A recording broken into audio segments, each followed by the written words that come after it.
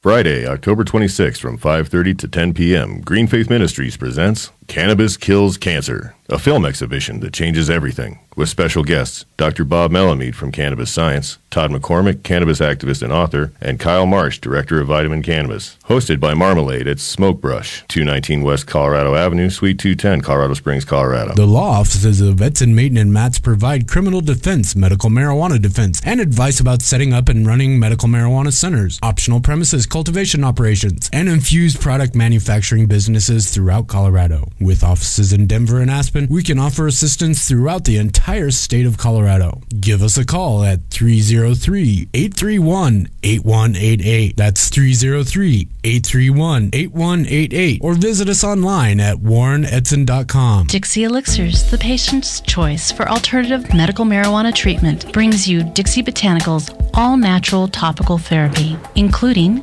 massage oil, pain relief salve, and our newest product, Dixie Botanicals Pain Relief Lotion. This all-natural lotion pairs beautifully with Dixie Botanicals bath salt for a deeply relaxing experience with no psychotropic effect. Like us on Facebook, Dixie Elixirs, or join us at www.dixieelixirs.com. You're listening to iCannabisRadio.com. A little higher is what we are here on Overgrow the Radio. Oh, good evening. How are you, Miss Holly G? I'm doing well. Hope everybody's doing good out there, too. Yeah, my co-host pretty much rocks. She just, drove through a blizzard to get down here tonight for radio. That's Colorado for you, though. It spices up your day when you have to drive through treachery. 'Tis the season, but I'm a wimp. I'm going to sleep in a hotel here in Denver tonight and be nice and safe and warm. So we've got a pretty exciting, amazing show tonight. My big goal in life is to be able to talk to people I don't agree with. So anytime that I can get anyone on our show that has a different opinion than the cannabis community or us in general, I'm going to do it. I hope you're okay with that. I am definitely okay with that. Our first guest, we're going to do news first before we call him, but our first guest, Tom Gorman, the Denver Post a couple years ago called him, a drug warrior, basically. He's definitely run the gamut of positions in the drug war, all the way from undercover to running. I believe nowadays he's the director of the Rocky Mountain High Intensity Drug Trafficking Area, which sounds, there's not a lot of detail from what I saw about it. It sounds like a multi-state organization that gets the bad drug guys. Right, they just concentrate in high traffic areas. So does that mean Colorado's a high traffic area because of medical marijuana? I guess that's a question for him. I think that's definitely something we should ask him. I think that with our medical marijuana laws, we're definitely more targeted because more cannabis is grown here. Yeah, absolutely. Absolutely. So we'll see what he has to say. We've got lots of questions for Mr. Gorman. I'm excited about that. In news, of course, as you guys heard on the way in, we have a film festival tomorrow down in the Springs. Mr. Partridge and Reverend Baker are down there. I don't know if the Bake's going to make it down, the Reverend, but it's Cannabis Kills Cancer, and it's really a great event. I believe Dr. Melamede, our buddy, is going to be down there speaking, and some other Kyle Marsh. Todd McCormick's going to be there. So quite a few great speakers. It's at Marmalade. I'm totally cheating looking at our poster on the wall. Sorry, everyone. It's at Marmalade at Smoke Brush, which is a really cool place. The Cannabis Council, one of our board members, just had an event there a month or so ago.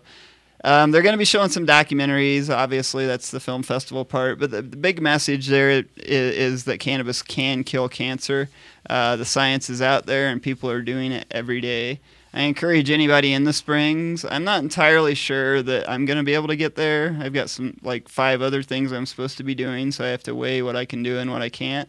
Well, I'm sure we have listeners down there that can go and support, right, and tell us about it. Yeah, absolutely. We want feedback. We encourage everybody to attend if you're close, even if you're in Denver and you have nothing to do. It's only a $10 donation, and I'm sure they wouldn't turn anybody away. No, and for folks not familiar with Green Faith Ministries, they do a lot to help patients, getting patients meds that don't have money for meds and that type of thing. So it's really a great event, even if you can't get down to it, to shoot over to their website and make a donation or get in touch with the Reverend through Facebook, we encourage it. we had him. I was just saying before the show, we had him on a couple of weeks ago, and it was a crazy rant for an hour, but I loved it. That's always fun sometimes, you know. It's amazing how quickly that hour went. Right. So we've got there is other news out there. We've got someone in our chat room talking about Massachusetts, which we'll just sort of skip ahead a little bit in our initiative watch. Our whole show tonight is really based around 64. As everyone knows, here in Colorado, we're going to make history in a couple weeks. We're going to vote in the first legalization amendment to any constitution on the state level in the United States. Yay. The federal government has to take notice. They have to back off. As I've said time and time again, this is the only way this will ever happen is if we do it state by state, just like they did it in during alcohol prohibition. Once the first couple of states fall, the rest are going to slowly fall. So there's, 3 legalization initiatives, Oregon, Washington, and Colorado, which we'll talk about in a minute. We're going to talk first about medical because there are a couple of states to really watch, one being Massachusetts. It looks like we've got a listener from Mass out there. And Massachusetts, I love this state. I've walked through it with a backpack many times, and it's full of great people. It's a very liberal state, very progressive. They are educated, very educated. Sometimes I feel very stupid when I hang out in their coffee shops there. But that's definitely Massachusetts. Tell me more about that. What's the initiative?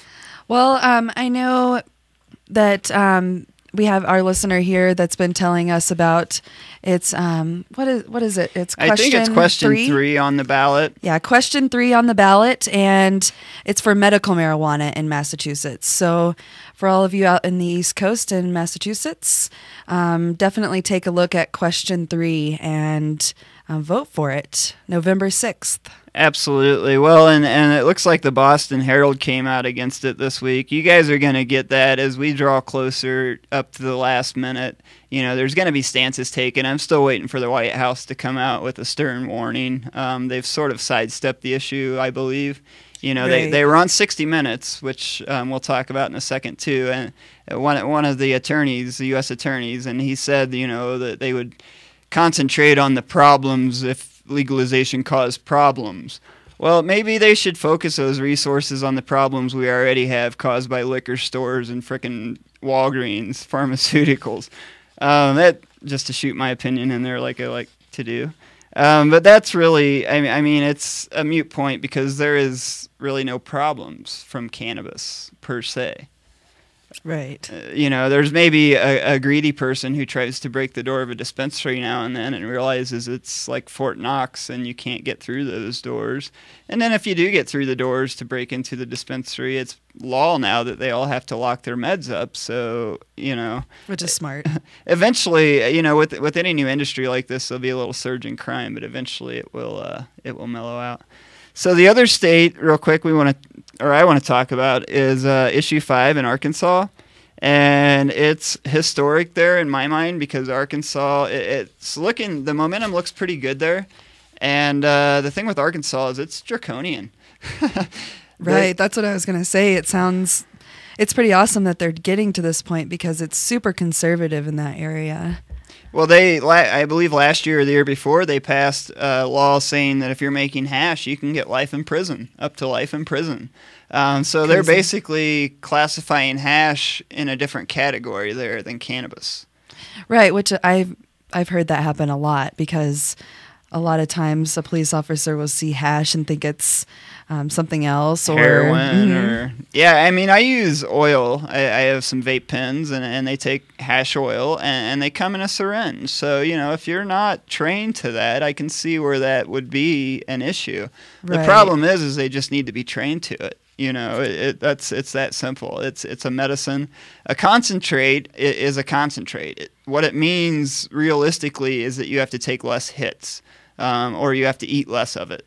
It Right. doesn't mean that it's any different than the plant matter. Just like a tincture as well. Any herbal tincture, not necessarily just cannabis tincture. Even topicals. Even topicals are absolutely considered a concentrate. They're made from oil. So, Keep going in Arkansas. You guys are rocking. You did have, it's sort of reassuring. We were kind of joking before the show about, usually Republicans are not in favor of cannabis or MMJ.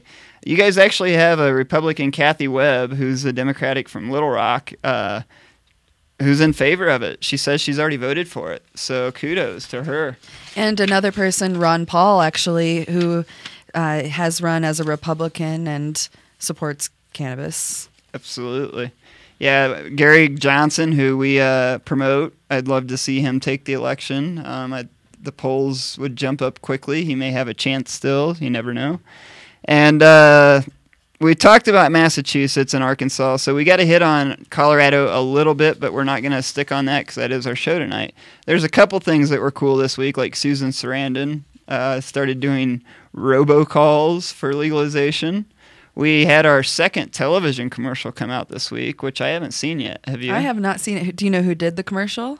I believe Sensible Mason in the campaign. Awesome. So yeah, the first one's great. It shows money flowing over the border and basically asks the question, where do you want your money to go? It's already going somewhere. Right. It's a question I plan to pose here in a minute is, there's more drugs and more drug users than ever before, and that's really all it is a question of who do we want our money to go to at this point in our lives. So there's not a whole lot in the news. There's a couple of really exciting things, though. Our buddy, New Jersey Weed Man, he made a stop at the studio. I actually missed him. I didn't get to say hi and meet him. But he was here a few months ago on his way out for maybe his first trial. And he was acquitted. He educated the jury about jury nullification out in New Jersey. Sounds like he was pulled over in a traffic stop there. The cops found a pound of cannabis. In New Jersey, that's a pretty substantial amount. And definitely. They basically the prosecution in this case came in and said, hey, this is cut and dry. This guy had a pound. You need to convict him so we can lock him up. Well, God bless this dude. He went up in front of this jury, and I'm 90% sure he ended up representing himself. That was the plan. And educated them on jury nullification.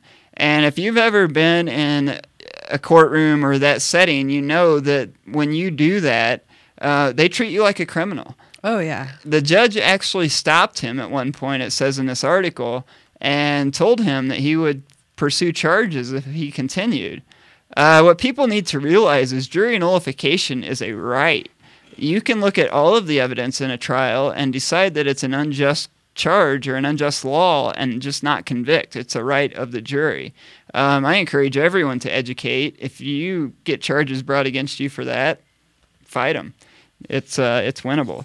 So kudos to Weed Man. It sounds like he asked for his cannabis back, and they said no. He wasn't a New Jersey patient, in defense of law enforcement. Right. Actually. They do have the medical marijuana law there that you can be a patient in New Jersey. They do. It's slowly enacted, and it's inadequate. They don't have access to meds. I know the governor there gave them a really hard time about getting things going, getting dispensaries going. So we're always fighting an uphill battle with legalization and even medical still. But, Definitely. We're getting there. So we've got initiatives on the ballot to increase that the more and more. We're almost to 25. I'm hoping by the next election cycle we'll be over 25. That's what Holly G's on the radio to do, to educate people. Yes, always. We've got a couple more minutes. We can talk about some corrupt cops, and then actually we need to talk about this real quick. It's kind of important, and I missed it. Corrupt cops are always fun. In Pennington Gap, Virginia, Sam can relate. He lived out that way, and Virginia is very conservative, so I always like to make fun of their cops there. On Thursday, this cop was arrested Thursday for illegal distribution of prescription drugs. Basically, the ATF and the state police were investigating him, and apparently he's just riding around hanging out with like pill sellers and selling drugs out of his squad car. I've told this story to my friends. There's a little hiking town in Virginia that I've been through a ton, and we showed up one year for a big festival they have there, and all the cops were different except for one guy. My buddy Emmett, I think is his name. And, I asked Emmett, I'm like, well, what happened? And apparently, the police chief was selling meth out of the police station in his car. And wow. Yeah, so maybe that's not such a rarity in Virginia. Maybe the cops, if they can't confiscate enough cannabis and moonshine, they got to make some side money somewhere. Right. They're okay with the hard drugs, but not with legalizing pot, even for medical reasons. Yeah, well, and I'm sure this probably, it doesn't go into great detail, but it probably stemmed from an abuse problem. He probably abused pills, and it turns into that for a lot of people. And abuse is something, it's a lot, in my mind anyway, mental, but sometimes it takes a hold of people, and they just do things that characteristically they wouldn't. And I'm going to assume that's the case. I like to think most cops are good. I really do.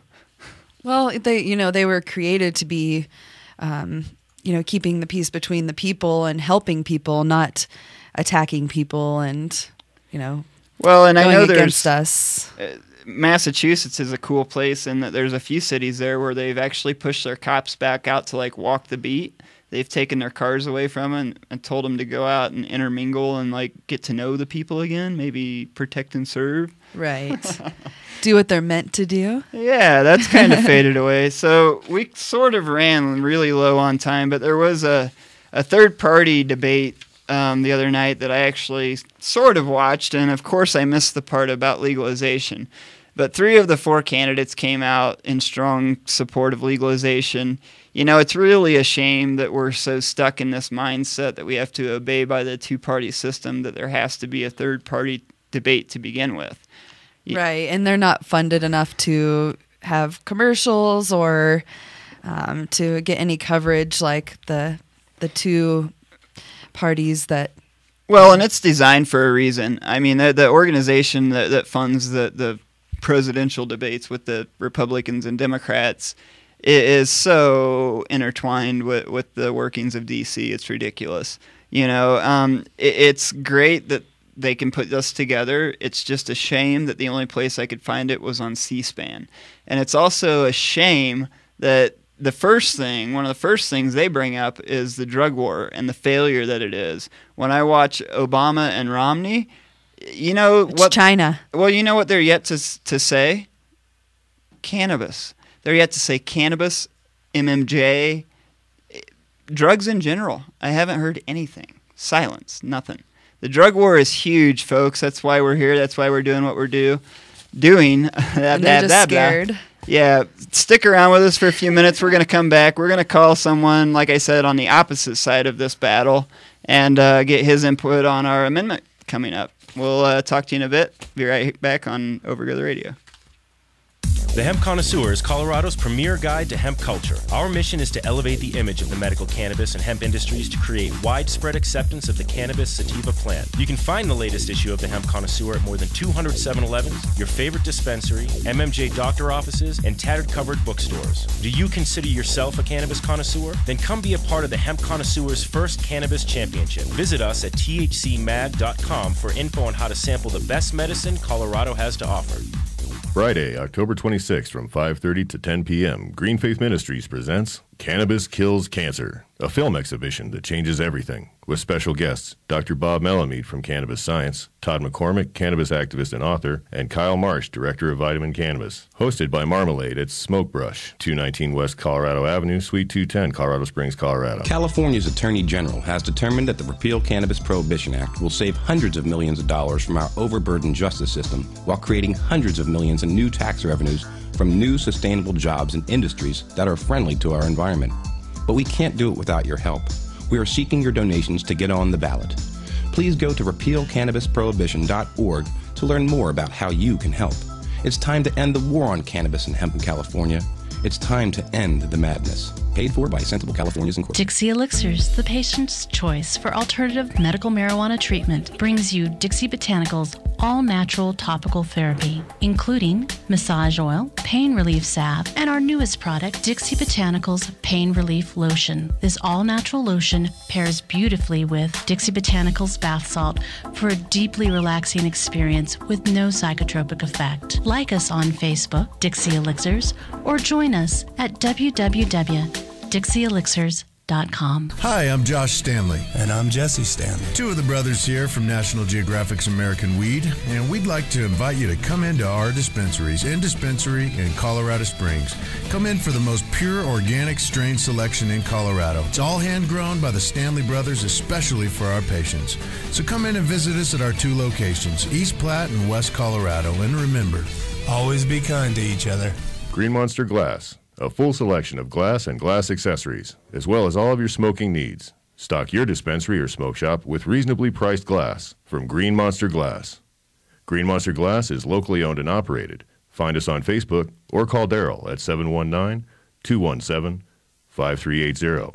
That's 719-217-5380. We're back. It's snowy. We're medicated, and we're going to call the police. Well, Medicated! He's a former policeman. He's a former, for lack of, we were talking about this before the show. What do you call them? Do you call them drug cops? Do you call them, I guess we'll find out in a minute.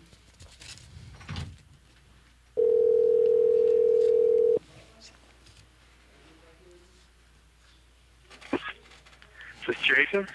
It is. How are you, Mr. Gorman? How you going, Jason? Good.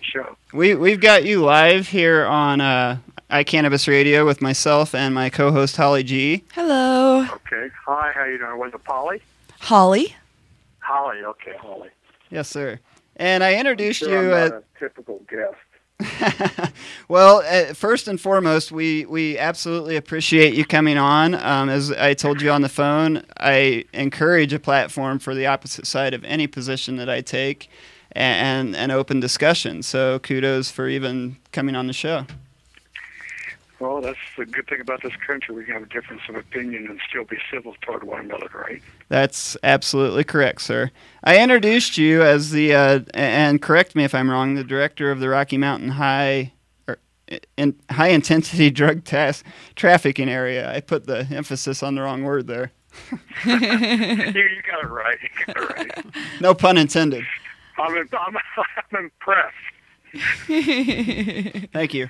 Well, I know I didn't meet you per se at the press conference, but I was at the No on 64 press conference, and last week I gave kudos to Sheriff Grayson because he was very hospitable and just had a prior commitment. So he kind of put you in his place, so to speak. So I want to kind of start by letting you more introduce yourself and then tell us, to put it bluntly, why we should vote no on Amendment 64.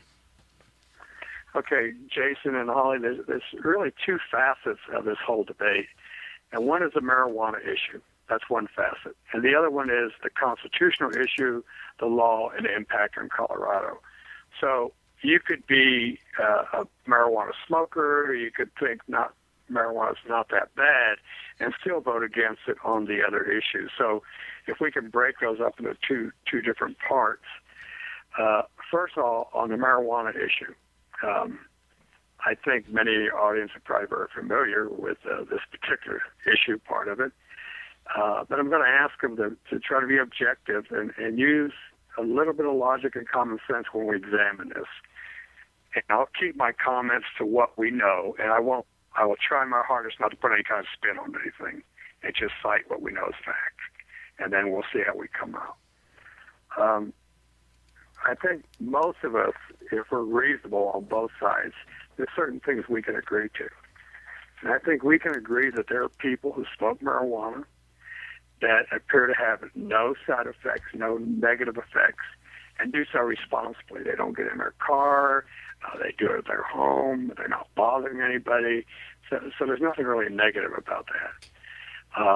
But I think we would have to also agree that there are sufficient studies from major university medical schools that marijuana is not a totally harmless drug, it's not benign, and it does have impact on certain people, on certain behaviors, and particularly when it comes to our youth. And I think we all agree nobody wants kids and our teenagers to use marijuana because of that. So I think we can agree to that. I think we can also agree that our whole society would be better off if we didn't have intoxication, whether it's marijuana, whether it's methamphetamine, whether it's alcohol. We'd all be better off if people didn't get intoxicated. And lastly, I think we would agree that if we legalized marijuana, that use would rise.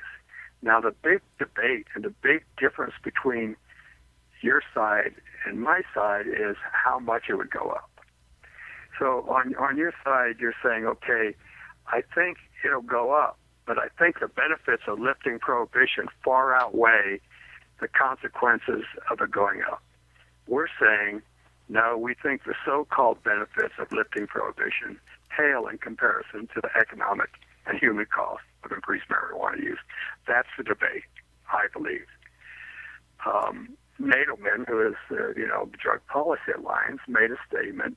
We talked about legalization, that if millions or more people use drugs, then all the benefits would be for naught. And I happen to agree with that. But obviously, he doesn't agree millions more people would, and I do. So that's kind of shaped the basis of the debate. And I'll let you say something if you like, or I can keep going. It's up to you. Sure, we'll do both. I'm jotting notes as you go, and I'll have questions if you're cool with that from, if you will, our side of things as we go. Just to start with the last, the economic and human costs. Okay. You spent, from what I gathered, you spent and are still spending decades fighting the drug war on the opposite side of it. And I guess my first question I would pose there is, how many times did you see negative effects caused by cannabis only? Was this something that you can personally say you saw frequently? Jason, I'll have to tell you the answer to that is yes, particularly in young people. Now, I have run into people. I probably know as many cannabis smokers as anybody in your audience do. I've been at this for a long time, and I've had good experiences, and I've had bad experiences. And so much of, as you know, and you've been around long enough, any kind of thing that affects your brain is going to depend on the circumstance of the time, what kind of day you had, what's going on in your life. You can be a happy drunk one day, and you can be a terrible, violent drunk the next day. I've seen the same thing with cannabis. And probably our biggest concern is the impact. It has so much more impact on you. And I think if you talk to parents, which we do a lot, and you look at the change in our personality, et cetera, and we talk about their IQ and brain development, that's really the thing that's most scary. And you'd have to say, well, if we legalize it and drug use just went up among responsible adults, who cares? Probably nobody, quite frankly. But history has shown us that there's a trickle-down effect in every single attempt to legalize drugs. And sometimes we did. We legalized drugs in this country. And if you look at history, then you'd have to say, is it going to increase? Yes. Well, how do we know how much? You can't tell me. I can't tell you. Nobody in the audience can tell you. So the only way we can judge that is let's look at history and what would history show us. And history shows us whether it's the Netherlands, whether it's Switzerland, whether it's Great Britain, whether it's Alaska in our own country, or whether it's our own country before we had drug laws. And this is you can look this up, that use tends to double or triple. So then you have to say, go ahead. Do you believe that alcohol should be illegal? Holly, the genie's out of the bottle with alcohol, and nothing we can do about at this point in time. But if I had a magic wand, yes, because when I think of the damage that alcohol does, it is horrific. If you look, there's as many people addicted to alcohol, which is alcoholics, as there are use all marijuana. If we could get alcohol use down where marijuana use is, we would have so many more people alive on our freeways. We'd have so many less fights. We'd have so many. It's terrible. You've seen it. You see it in bars. You see people's behavior change. You see abuse of kids. You see all these things. So, yes, we could get rid of alcohol. We can.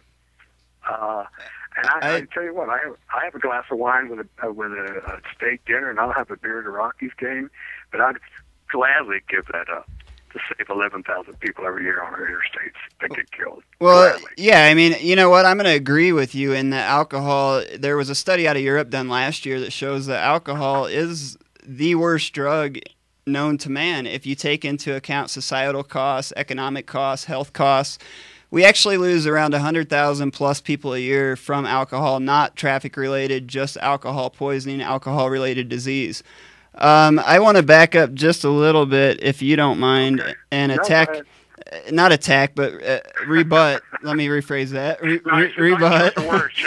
Yeah, I'm on a roll tonight with my puns, aren't I? Go ahead. Rebut and really go at this from a biomolecular level. I would disagree on the statement about sufficient studies. Most of the studies until the last decade were government-funded studies.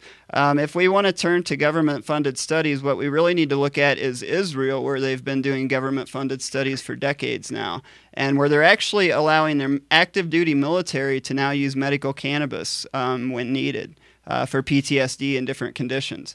I think in the last decade, you have to look to people like Dr. Robert Melamed, Dr. Lester Grinspoon. Yeah, well, Dr. Grinspoon goes back much further. Well, we have to look at the most recent research because it's really the only reliable research. Sir, I've actually seen in a display the cannabis used for research that's grown at the University of Mississippi. And honestly, being a patient myself, I can say the quality of it is really no better than what used to grow at the leftover hemp that used to grow at the end of the cornfields as a child. The most recent research actually shows not only, and again, you're welcome to look this up and come back at me on another show or any time in discussion. The most recent research is actually proving that not only is cannabis not detrimental to your brain or brain cells, it's actually a neuroprotectant that promotes the growth of brain cells. The research that Dr. Robert Melamed... Let me stop you a minute. You're going to cite certain studies, and I'm going to cite certain studies. I'm going to cite the New Zealand study that showed that teenagers lose average of 8 points in our IQ.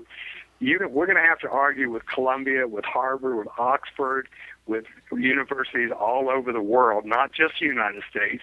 Medical schools, our most prestigious medical schools, you're going to have to tell me that their studies are junk science, and I don't think you can do that. No, absolutely not, sir. I will agree with you, and that you have to pick and choose.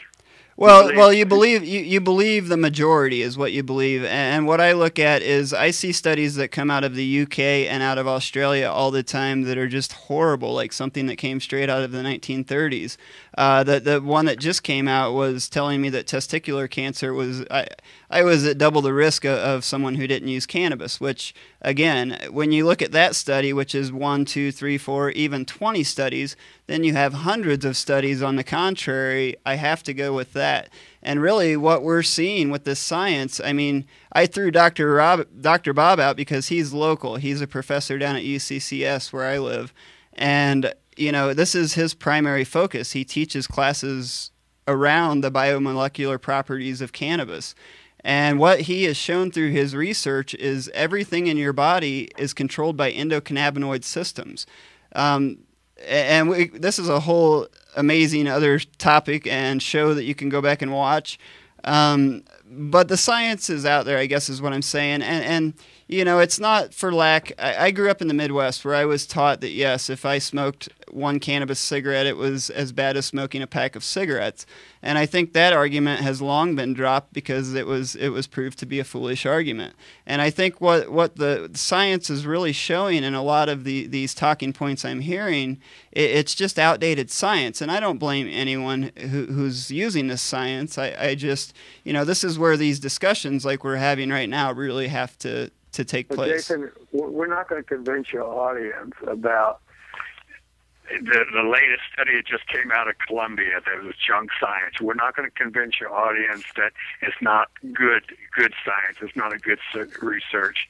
And I guess you'd have to compare them side by side and do that. But there's a lot more studies, thousands of studies, to say that marijuana is not harmless. There's very few studies that say it's a harmless drug. On top of the fact that it is an intoxicant, you will agree with that. You will agree that it affects your driving.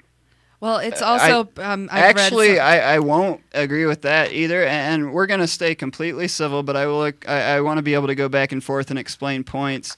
There are 2 studies out. I'm sure you're aware of them, that were done in medical states in the United States that show in the last, say, 8 to 10 years, traffic fatalities have actually dropped by almost 10% in collectively in these medical states. So let's take this a great example. That study was junk science. That study was done in Vermont, Connecticut, and Montana. That study was done prior to 2009 when all the dispensaries started. Vermont has 300 card holders. Traffic fatalities for the last 6 years have gone down. If you look at the experts, they say part of it is seatbelts, part of it is enforcement, part of it is the economy where we're driving less mileage, as gas is costing more money, etc. So to take those 3, and the study that was done in Montana, where they had 1,300 card holders, the year after that, they went way up, and traffic fatalities actually went up in Montana. And I can't tell you it's because of marijuana. I'm not going to do that. But that study you're studying, Jason, if you really examine it, that was junk, and you've got to know that. It was so biased. That's fine, but California and Colorado, why did they cut it off at 209 before the dispensary started? That was even published. It wasn't peer-reviewed, and it was published in a magazine, Labor magazine in Germany, and we're citing that. Okay, I would come back with a common sense answer in that we have, statistically, by government statistics, we have more drugs and more drug users than ever before in the history of our nation. And anyone who's wanted to smoke cannabis can smoke cannabis. It's sir, cannabis is readily available to every teenage kid, every 20-something. I'm not that far removed from that age group. The problem is you can say that it increases traffic danger, but the studies that I see, the newest studies, are showing they can't even prove impairment. We had a bill here every year. Jason, are you here to hear the other side, or are you here to use this as a platform to give your philosophy? I mean, you told me that you wanted to interview me, you want to hear the other side. Most of this conversation has been taken up by you, by the things that already people have already heard about. You're citing junk studies, and if you told me this was going to be a debate, I'm okay with that too. But, I've gotten partially through what you asked me to do, and now you're telling me it's available. It's easy to make general statements. Do you know that, have you heard the Columbia study that asked seniors about how available it was? No, I was going to be very specific. And just to digress a little bit, I premised the interview with, yes, I'd like to have the back and forth just to keep it civil. I have no intention of a full-out debate. I was just kind of addressing what you had just said. And the studies are showing differently. I mean, yes, we can go back and forth with studies from each side. I'm saying a lot of the studies that you're stating come from the government. And at this point, when the government studies are outweighed by hundreds of studies showing differently, I have a hard time believing that. I think that 1 out of 3 studies is usually right. So that means 2 studies out of 3 are crap studies. So a lot of, even on against what we're for, could be wrong as well. So it's just judgment from person to person. Like, how do we determine what's a crap study? You do it by a couple. Peer review is one way you do it. Okay, has it been peer reviewed? If it hasn't been peer reviewed, then I throw it out automatically because I don't want it peer reviewed. And then where is it published? Because these medical journals are only going to publish studies that they believe have some authenticity.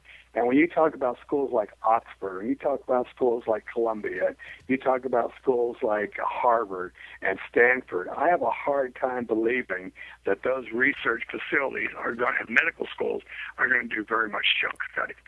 I would have, you couldn't convince me of that. Sir, you just said Harvard, right? One of the people that I'm quoting in these studies is Dr. Lester Grinspoon, who is a tenured professor at Harvard and has been for approximately 40 years. He was also the chief psychiatrist at the, I believe, Boston Public Mental Health Hospital, something along those lines, for about the same. Cocaine is safe. He's the guy who said cocaine is safe, and taken 2 or 3 times a week doesn't cause any damage. Do you believe that? That was Sigmund Freud. Oh, yes, he did. He absolutely said that. I've got a quote by him. Lester Grinspoon said cocaine was safe. Yes. Well, the next time we have him on, I'll have to ask him about that. You know, we could actually, I mean, we could talk safety of cannabis. I mean, like I never got to finish there in that cannabis, even according to a former DEA judge, is one of the safest substances known to man. No one has ever died from cannabis in 10,000 plus years of recorded use. You know, we have things like alcohol, you know, pharmaceuticals that people use to be able to function. Jason, let's qualify your statement. When you guys say, when you talk about cannabis deaths, you're talking about, like alcohol, nobody has ever overdosed and died from cannabis. Okay, as far as we know, that's absolutely true. Do people overdose and die from heroin? Yes, they do. Do they overdose and die from alcohol? Yes, they do. But nobody's ever overdosed and died from cigarette smoking either. That doesn't mean cigarette smoking is a harmless drug.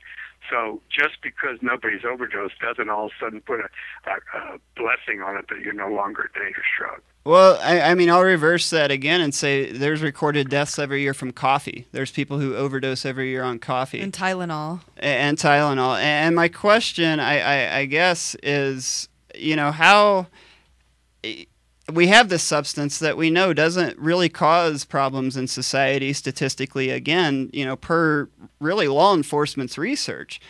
We know it's never killed anyone. We know the only way to take it out of our hands is or the hands of children is to regulate it. How can you say it's never killed anybody when we have 50 people, approximately 50 people a year, killed on our interstate by marijuana and induced drivers or impaired drivers? How can you say that train wreck where the guy was loaded on marijuana and killed all those people on that train? How can you say it's never killed anybody? Okay, I would ask one question there. Well, a couple questions.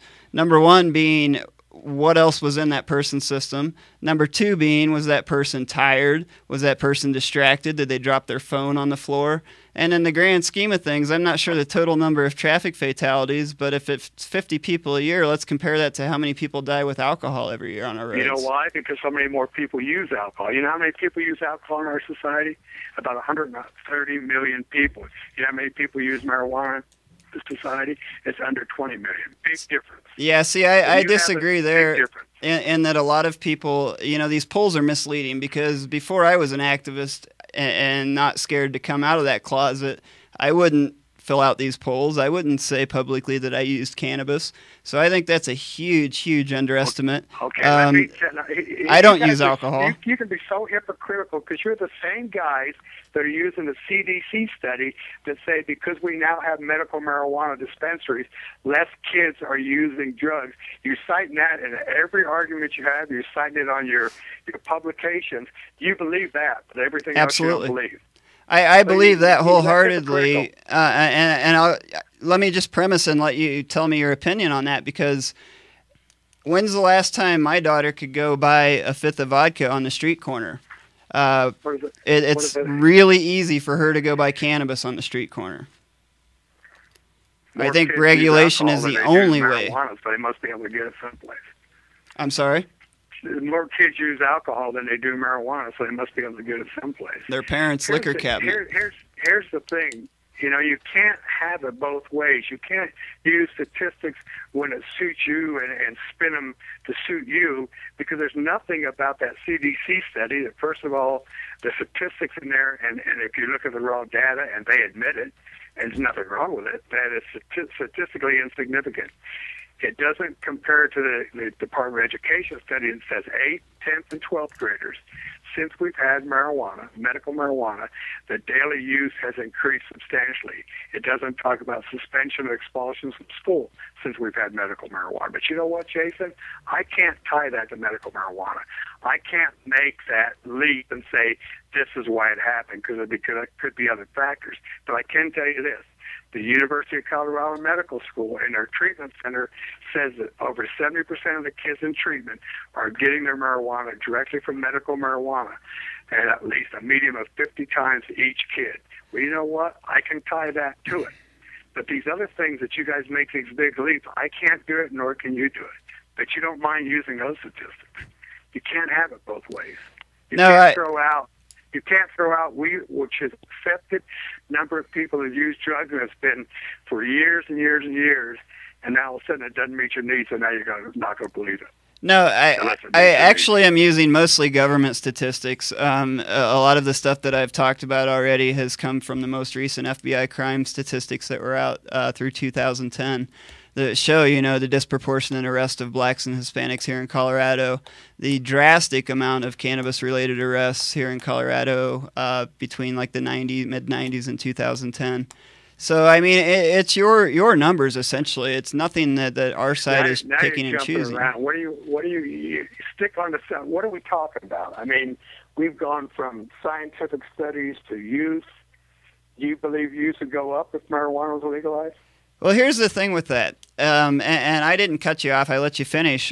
You should have went on to say that in medical states, they've also shown that alcohol use amongst teens has went down. And again, that's a government study. That's nothing that our side or any liberal left-wing university's done. Those are government numbers that have shown this. So I think you have to weigh the options. I mean, these are teenage kids we're talking about. They're going to, a lot of them anyway, or I hope mine's not one of them, but they're going to experiment with things from time to time. Reading your bio and your history, it sounds like you may have been one of those as a child. And that being said, as a parent, when I look at the two, when I look at alcohol and I look at cannabis, I would so much prefer that my daughter use something that is essentially, for lack of conversation or sake of conversation, harmless, compared to alcohol, which kills 100,000 people plus a year. You can drink a whole bottle of liquor and die. Jason, let me back you up a minute. You talked about alcohol use went down. Okay, now in that same study, physical fights went down, having less forced sexual intercourse has gone down, use of less tobacco, reduced rates of cocaine, methamphetamine, and steroids. You're going to attribute that all to marijuana? I would attribute it all to alcohol, actually. I think a lot of those things. Your argument is, you guys' argument was you used to claim traffic fatalities. Now they've gone back up, so you can't claim that. You've claimed suicides, and you've claimed marijuana use has gone down in other states that have medical marijuana based on that CDC study. But if you look at the study, so has use of steroids, so has cocaine, methamphetamine, tobacco, forced sexual intercourse, less physical fights. So you have to claim credit for all those things. How can you make that? I'm confused by your question. I thought I answered the original question with the fact that I would tie it into the reduced alcohol rates of alcohol use. Those things, a lot of things like the domestic violence, the rape, tie into alcohol use. A lot of times, not always, but a lot of times. You were tying the reduction in alcohol use to those states that had medical marijuana. Absolutely. Do you believe that cannabis has any medical use at all? Oh yes. Oh absolutely. So how would it be? How would it be right in your eyes? Well, I think that there's I think we need to get FDA to expedite the one drug that is cannabis that's used in other places. It doesn't give you the high, but it has the medical qualities of sativa or something like that. CBDs. And I think we need to do more research. Well, I think absolutely. I don't think you can deny the fact. I mean, Marinol, synthetic THC, has got medical benefits to it. You can't deny that. So the chemicals and what's in marijuana, I would have to say, based on what I know, and I'm not a scientist, but based on the studies I've seen, that I have to be realistic and say, yeah. So you believe it should be accessible? Value. We need to get off the dime. We need to get FDA. We need to do a whole lot of research and do it quickly. Well, I think to take advantage of it. Marinol is a prime example as to the flaws there, in that when we've tried to extract certain molecules from cannabis and isolate them and use them specifically as medicine, it's not effective. A lot of my friends that I've acquired since I became a severe pain sufferer have used Marinol. I have not personally, but I've heard horrible things, how it doesn't work. It makes you super paranoid. Well, it's 100% THC, so that's not really, you don't want 100% THC. What the current science, and again, I would encourage you to go back and watch the recorded show with Dr. Robert Melamede. What our current science is really showing is really absolutely quite the opposite there. And again, that's a topic that we could go off on. There's a couple things before we do run out of time that I wanted to ask you real quick. I guess, obviously it's been apparent that you're voting no on 64. So one of the questions would be, what do you see the benefits of Prohibition for Colorado citizens? What do you see the continuation of Prohibition? How do you see that as beneficial? Less drug use and less consequences because of drug use, particularly when it comes to our kids. Absolutely. Now, that's just one aspect of it. The fact that this is a Constitution amendment, the fact that our Constitution would sanction and actually permit people to commit felonies, I think is a bad message because it's still against the law under federal law, and that preempts state law.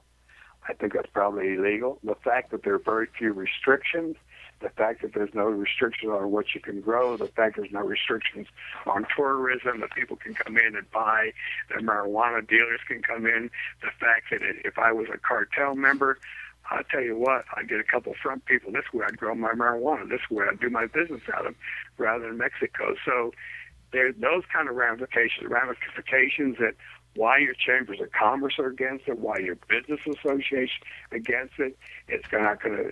Colorado got a great reputation of being a healthy, a great place to live. People are not going to want to move here if we're considered the pot capital of the United States. Businesses are not going to want to move here because of the drug-free workplace and federal grants, et cetera. And the fact of the matter is that we're going to have litigation after litigation. It's going to be costly to the state. So even if if you smoke marijuana, the worst thing that's going to happen to you if you get caught, which you're not going to if you're responsible, is a $100 fine. Is the risk worth that? And I think if you care or about you could society, lose your child, or you could lose your housing, or you could lose your student loans. Come on, let's not be. Sir, it happens every day. I deal with people every day who have lost. It absolutely does not. You guys, no, I'm trying to be honest with you. Be honest with me. That does not happen. Somebody's got an ounce or two of marijuana. It's not a big deal. It's Sir, not being treated as a big deal. Just last week, and this isn't in Colorado, but just last week, I was emailed by a Canadian diplomat who was illegally searched in Washington, D.C. and arrested over 2 grams of marijuana. Now it's a possibility he won't be able to stay here to go to school. So, yes, it in fact happens every single day in our country. We're talking about Colorado. It does not happen in Colorado. And in that particular case, see, you guys cite anecdotal stories, and like all your friends that told you this, have told you that. I can cite anecdotal stories too. Try to stay with the facts, because I can make up anecdotal stories. Well, I'm not making anything up, sir. You can fact check us. I'll guarantee you there's a lot more to that case in Washington, D.C., because it's a citable offense in D.C. also.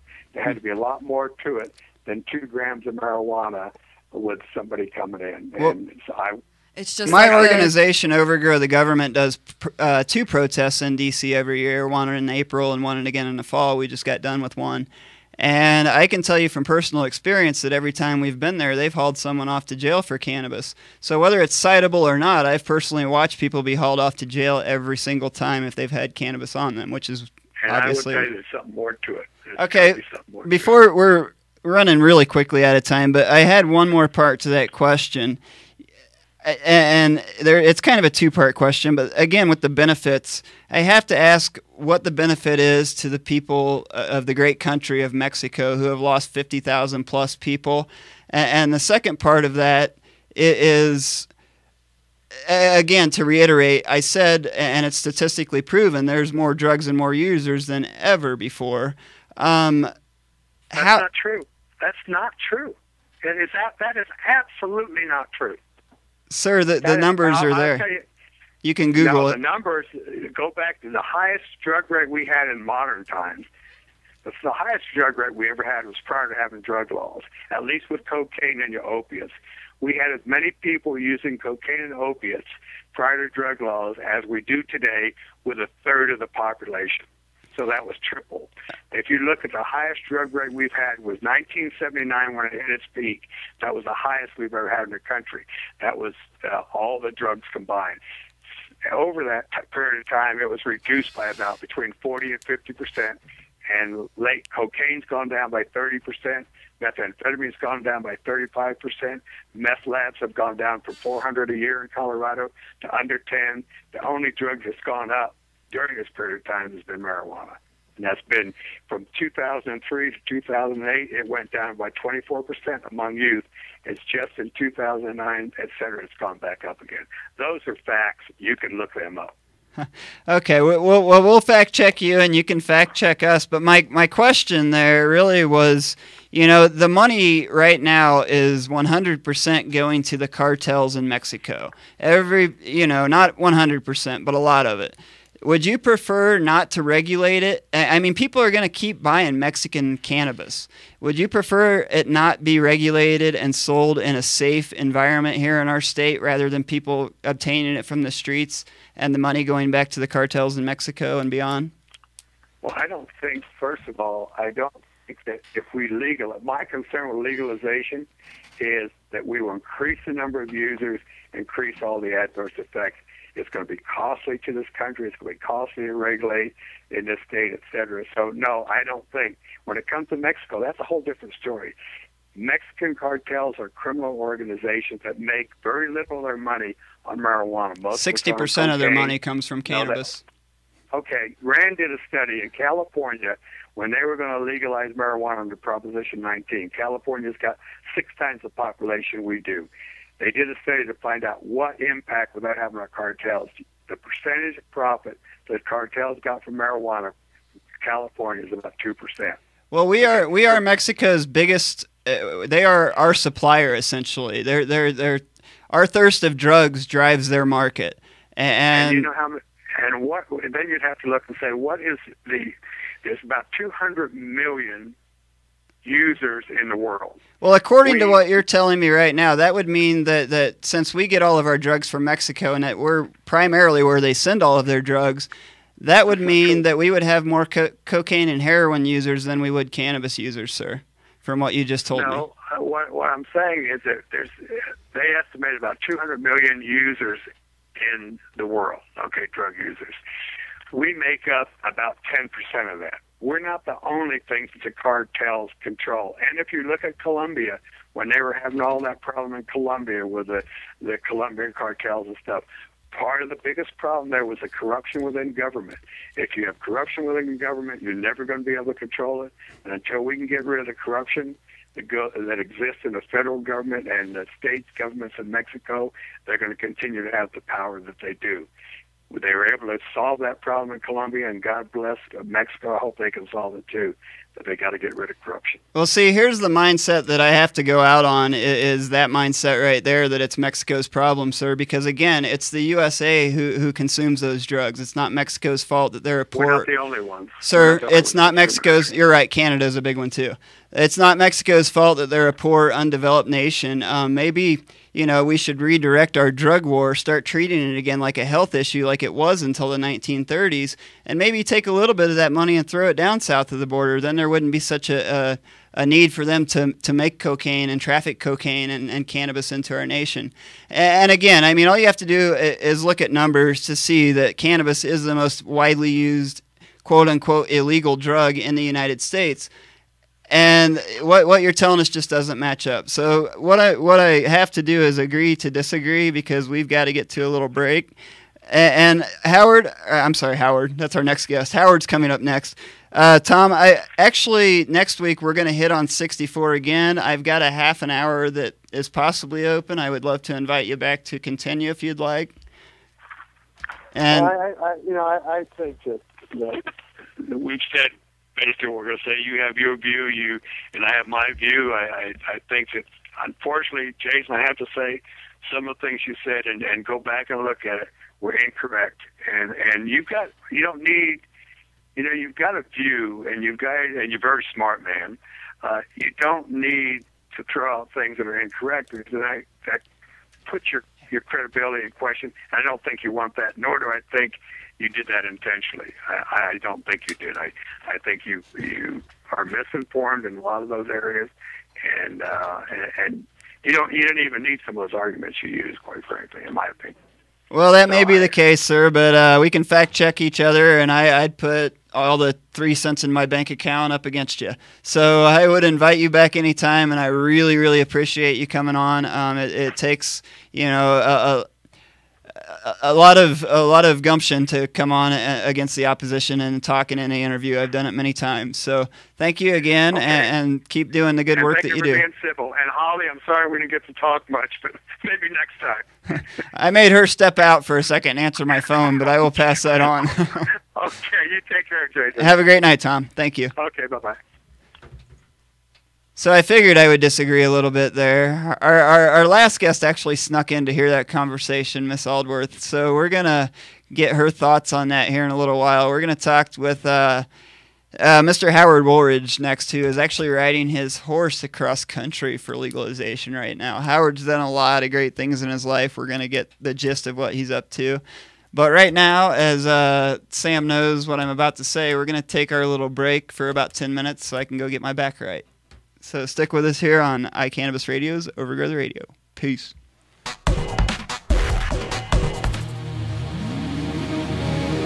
We're back on Overgrow the Radio. We made it through, didn't we, Holly G? Yes, we did. We lived through that one. I thought we were civil. I honestly, I could have spent 2 hours talking to him.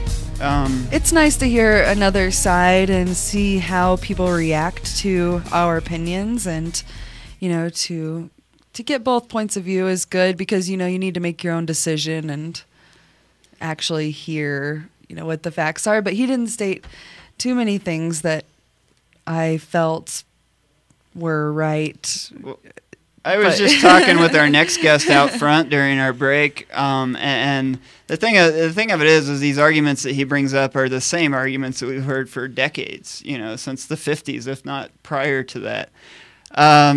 Teen usage goes up. Well, we'll talk about that with Miss Betty, but teen usage going up and alcohol use going down, to me, again, to just say it one more time, is a good thing. If a kid is choosing cannabis rather than alcohol, whatever, they're kids. They're going to do that.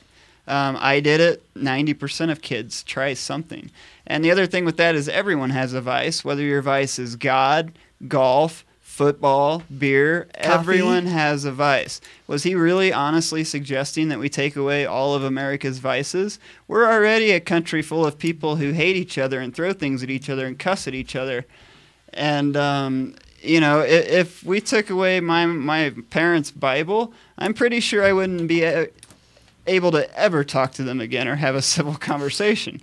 So I made Holly answer my phone again. We're going to reverse guests a little bit. I've got Miss Betty Aldworth here, and Betty is the advocacy director for the Yes on 64 campaign. A friend of mine, if I might say. Absolutely. Become friends with all these guys. I love what they're doing. I think, if Betty hasn't listened to my show, I'll just premise it with I fought against liking 64 for a long time.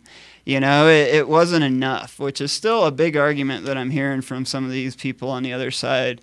And the thing with that to me is I took a step back and I looked at the bigger picture, and I realized that we live in America again, and that it's still a very conservative place. And to think that we're going to get anything passed that's more than a baby step is foolish. If you have any clue with the political process in this country, in my mind, that's just a foolish inclination that would ever happen.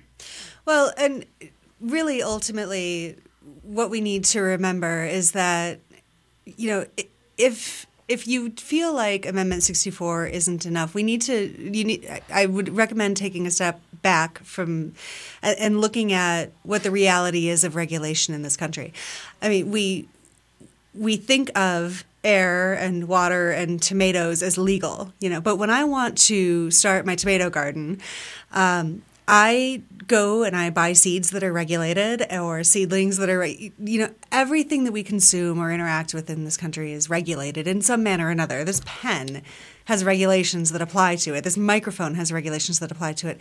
So we can't, it's not realistic to think that we could, or that it's even desirable to move marijuana from a completely illegal status to an unregulated status. And frankly, that's just not ideal. The fact of the matter is we need some sort of structure to contain the products that we consume. Because, listen, I'm the first person to say that marijuana is not harmless. It is not without harm.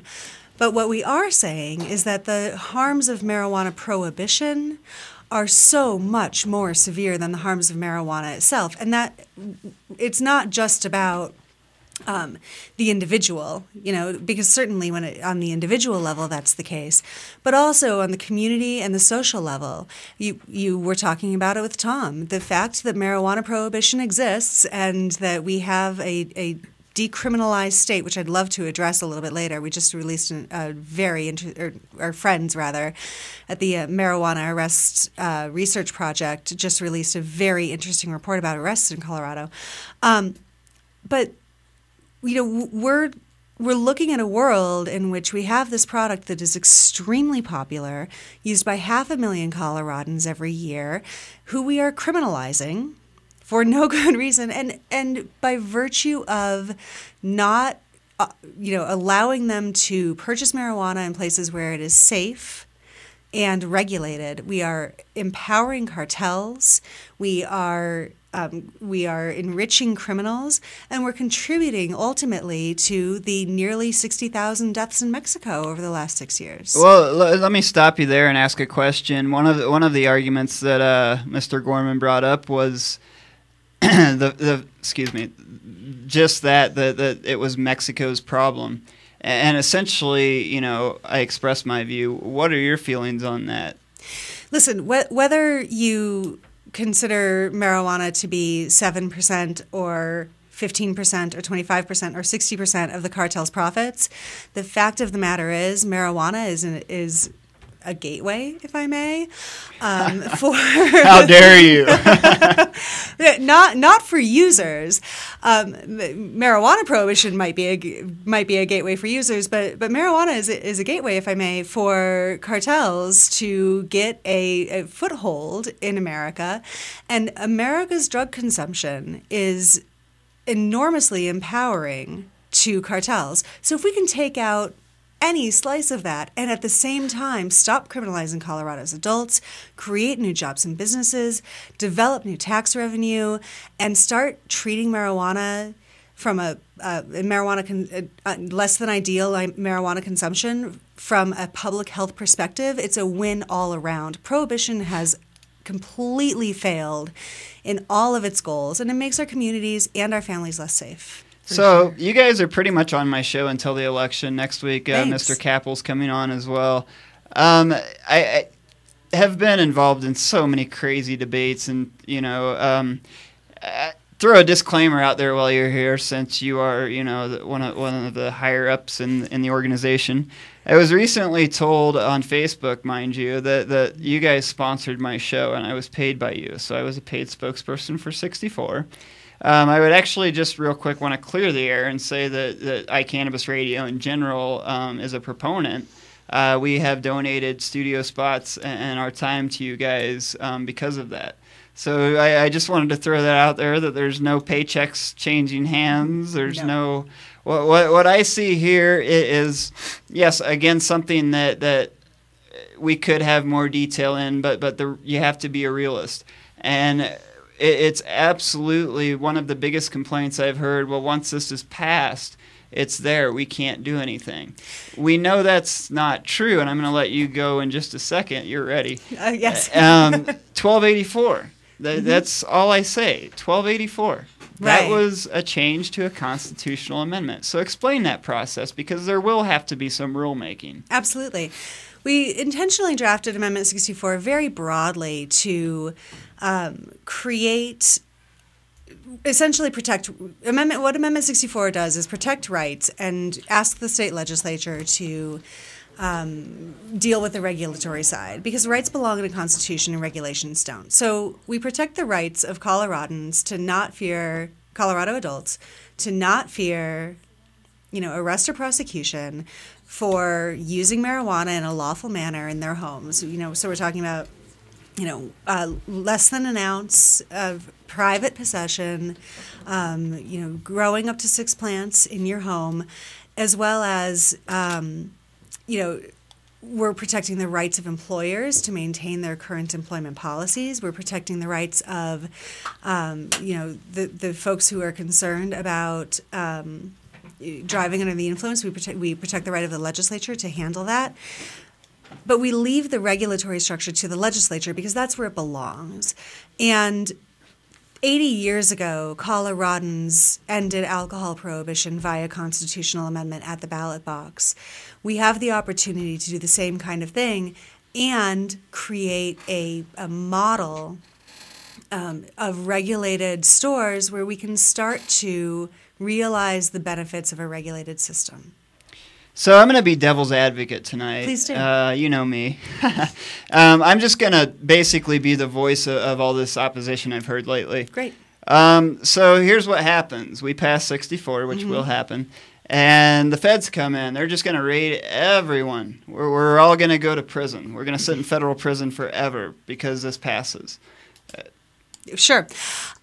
So the DEA has explicitly said in the Montrose, I believe it's the Montrose Daily Press, just last Friday, a local DEA agent or DEA head of something or another, I can't remember his title, I'm sorry, explicitly stated that Amendment 64 will not change the role of the DEA in any manner, that they will continue their policy of not pursuing individuals for private use and possession of marijuana. And that is what we can expect from the federal government based on numerous statements over the years from numerous different agencies. Well, let me bring up a point. I had Judge Jim Gray on my show a few weeks ago, who's the running mate of Gary Johnson, and he was a former federal judge. And I asked him just that question, what's going to happen with the feds?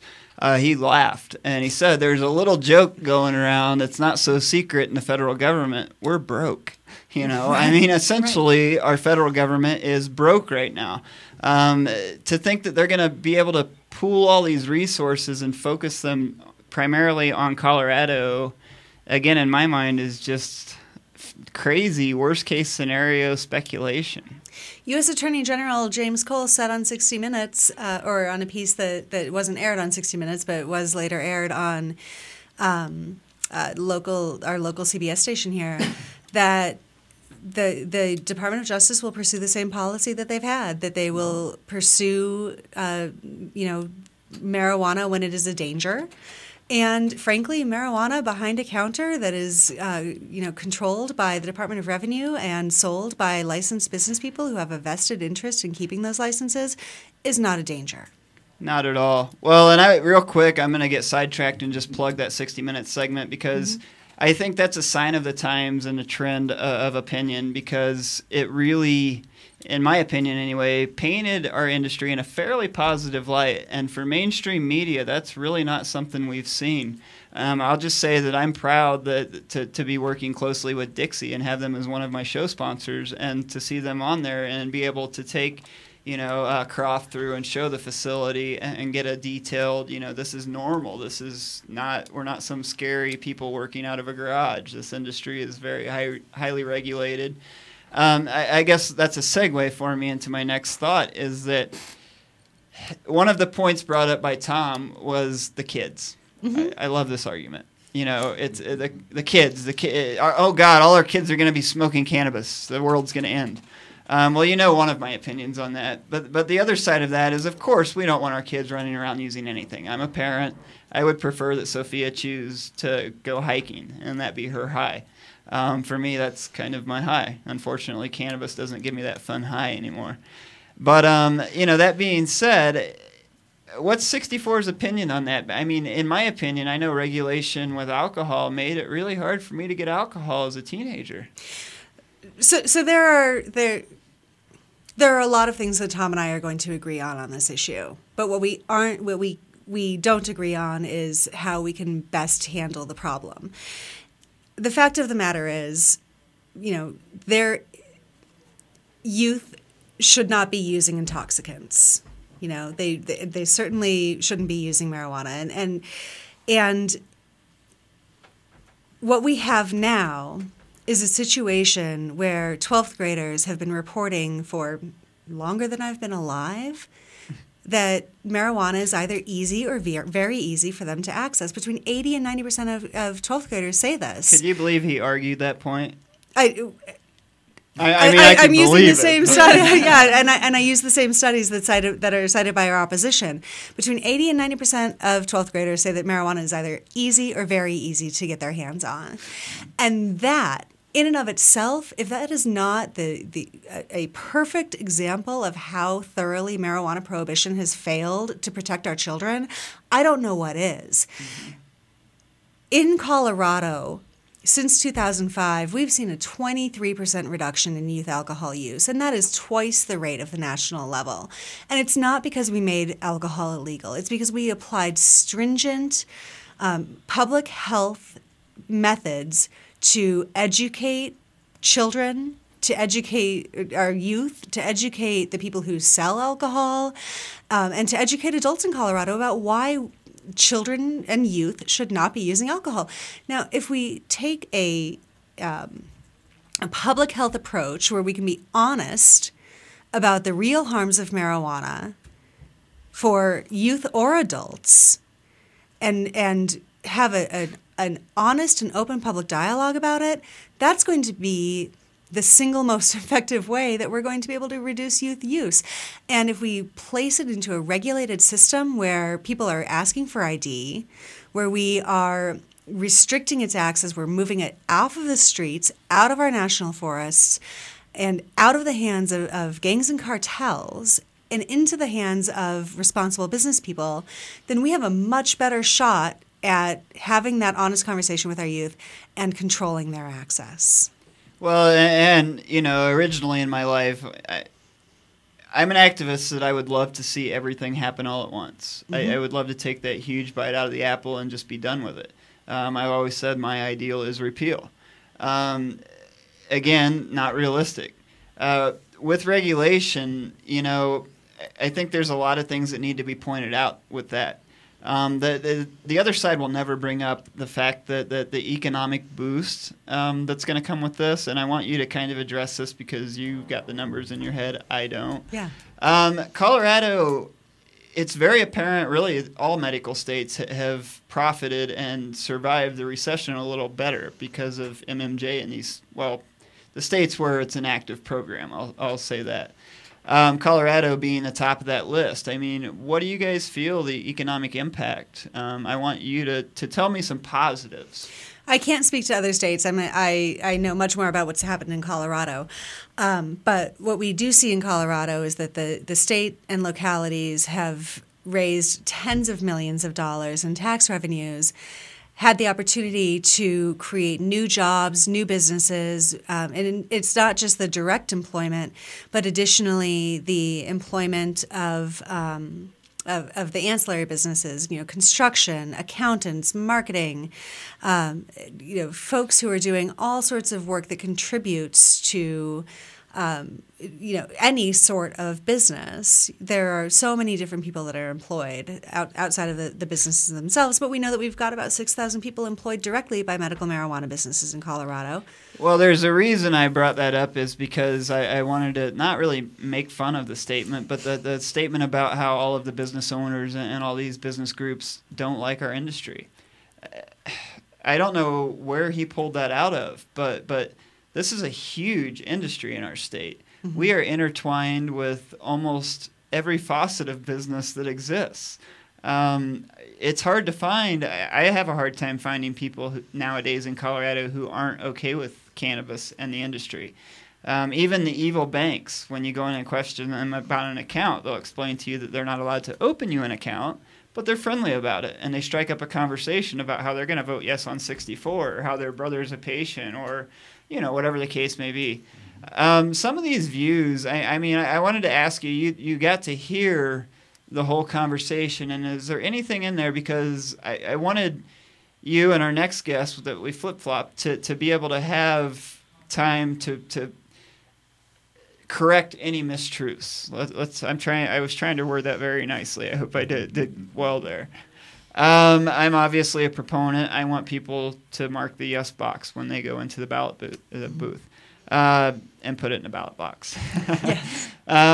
So I guess, is there anything that you heard during that concerned you that's been put out there over and over? Well, I'd like to address, Mr. Gorman brought up the study out of New Zealand that was recently released that stated that people who started using marijuana in New Zealand in their youth, there was an apparent decline in IQ. And the researchers even acknowledged on that one that they couldn't determine if that was causal or correlative.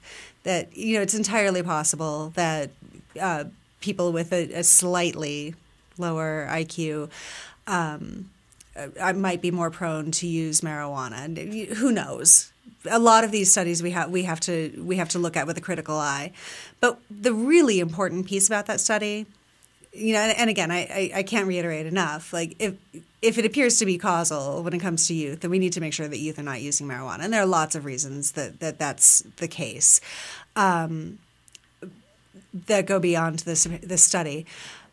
But the authors also concluded, based on the results of that study, that marijuana is a benign substance to use for adults in terms of the effects on the brain. And why are we criminalizing adults for behavior? The notion that we should criminalize adults because of this fear that more youth will be using as a substance that they are absolutely able to get their hands on if they want, which our opponents will acknowledge, is frankly offensive to me. I mean, what causes more harm to a young person? Well, and I think there's so many facets to that. Economic, can we justify having a drug war anymore? Right. Which I think our next guest, it's probably one of his favorite topics. Again, with my view, I'm the whole drug war, but cannabis in general. The point that you just brought up. I mean, it just doesn't make sense anymore. Well, and Howard's really going to be able to speak a lot to his experience as a law enforcement officer. But if I may turn to this arrest report that was released by the Marijuana Arrest Research Project today, what we see is that in Colorado, over the past 25 years, we have criminalized 210,000 adults who are disproportionately people of color simply for marijuana possession. And that in and of itself is enormously problematic. But when it comes to the collateral consequences of one of those arrests, we need to talk about that. We need to be having an honest dialogue about what happens to an adult when they receive a marijuana citation or a marijuana arrest, which is the technical term for what is still the ticket that people get in Colorado, despite us being a decriminalized state.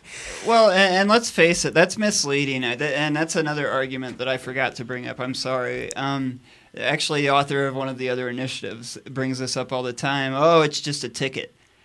I'm sorry, but if they want to have fun with you, if say you have 3 different kinds of medicine, that could all of a sudden be distribution.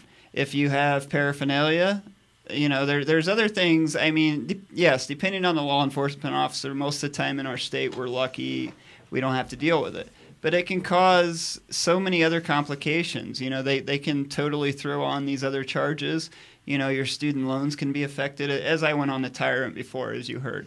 Well, and even with simple marijuana possession, whether or not there are additional charges, that's a criminal record that goes on your that ends up as part of your permanent record, if you will, and future employers, future landlords, all sorts of people can access this information. It's been a problem in child custody disputes, and it is absolutely unacceptable that we continue this policy that unfairly affects people of color, people of low income, who are whose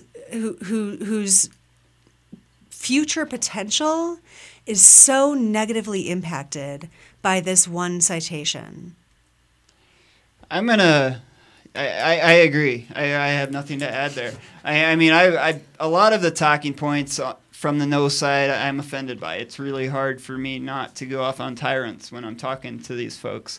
I think another question that I have to ask you guys, because I know that you're up to date on the science. Is it as blatant to the campaign and to you personally that these talking points are based on outdated, very limited research? He made the statement that there wasn't enough research on the plus side. What they will never tell you is you can't get a federal grant for research unless it's to research the negative effects of the drug, because it's a Schedule I drug. Until it's moved off the Schedule I, it's impossible. It's paperwork. It's the way it is. Expand on that. I mean, what do you guys feel on that issue?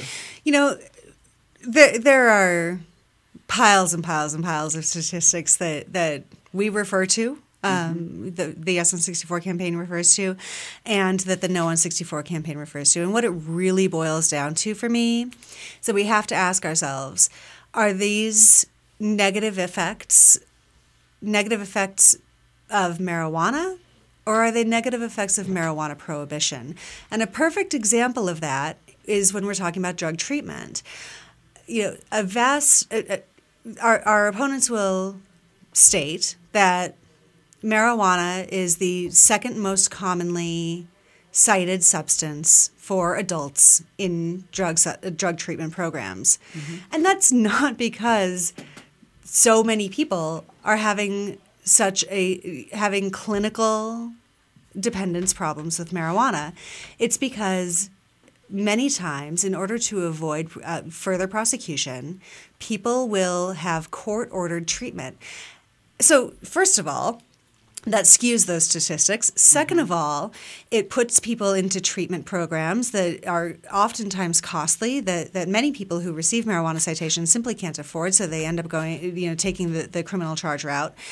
And, perhaps most disturbing is that takes up space in treatment programs for people who actually need help. So, that's just one of many examples. But what it really comes down to is marijuana prohibition has not achieved any of the goals that it set out to do. And we compare it all the time to alcohol prohibition because essentially, in Colorado, 10,000 people a year are going to receive these citations. And 500,000 Coloradans use marijuana annually. It is even Mr. Gorman said he really doesn't have a problem with a person having an ounce or two of marijuana. So they'll refer to it as de facto legal. But the problems that are associated with all of the other pieces of our marijuana policies are so harmful to our communities. They're empowering gangs and cartels. We are undermining, people's trust in law enforcement. We are, creating negative relationships between communities and law enforcement over marijuana prohibition. And we are criminalizing people for no good reason. And we're also missing out on $12 million a year in law enforcement resources, which includes court time that would, most people who are involved in the courts would rather be spending on, violent and otherwise harmful crimes. Most Coloradans don't want to be wasting our resources on this, and we're missing out on tens of millions of dollars annually on tax revenue that could be helping our schools and our communities, building us up to be a nicer place to visit. Absolutely. And on a party note, real quick, give us the website for you guys' campaign. Yeah. Just go to regulatemarijuana.org and you can learn everything that you'd like to about the campaign. And listen, we are in the final stages. This is going to be tight, and we need all the help that we can get. We've got a phone bank up and running. We're doing honk and waves almost every day. We are out there sharing the information about the campaign with folks on the street, on the phones, and we would love to have the participation of your listeners. And if you know me and you need a yard sign, I got a couple extra in my trunk at all times, so just give me a shout. Don't forget to vote. You guys keep up the great work, and I just want to part real quick with you on something that I heard from both Mr. Gorman, and our wonderful Denver mayor here, that really basically they don't want Denver to be known as, the pot capital. Hate that word. I hate to break it to both of them, but you can go anywhere around the U.S., and Colorado in general is kind of where the people think that's kind of what we are. Denver in particular is already the pot capital. And besides that, I would just encourage them to reiterate what you just said. There are hundreds, if not thousands, of peer-reviewed studies on cannabis. Please, if they took nothing else away from this show tonight, please take away that and do a little research. Betty, thank you so much for coming on. Oh, it's my pleasure. Thanks so much for having me. First time we will have you back, and as I said, we're going to have your cohort, Josh Capel, on next week promote a little bit more a few days before. Onward to victory. Yes, ma'am. So I got to talk real quick about our sponsors before we take a break and get on with our next guest. Howard's been sitting patiently over there. Our sponsors, we love you all. We can't do this without you. We Grow Colorado. Drew was sick tonight. All our best to Drew. He was supposed to be up for a segment and ran it with us a little bit. He'll be back next month, and we'll talk some growing or something fun. Dixie Elixir, as I talked about before, I love those guys. They treat me like their long-lost kid. Awesome, sometimes I need that guidance in life. Dixie's doing great things with their Dixie X line that's actually available all across the globe at this point. Right, we much. had some people in our chat talking about taking it in the southeast. Nice. Yeah, I mean, you get in a state like Florida where they scrape your floorboard for a couple leaves to throw you in prison. That stuff's awfully handy. So Tripp and all the guys at Dixie are really doing great things. They looked really good on 60 Minutes. Thanks, guys.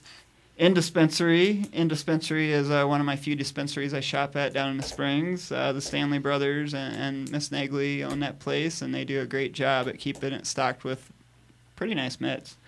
Realm of Caring.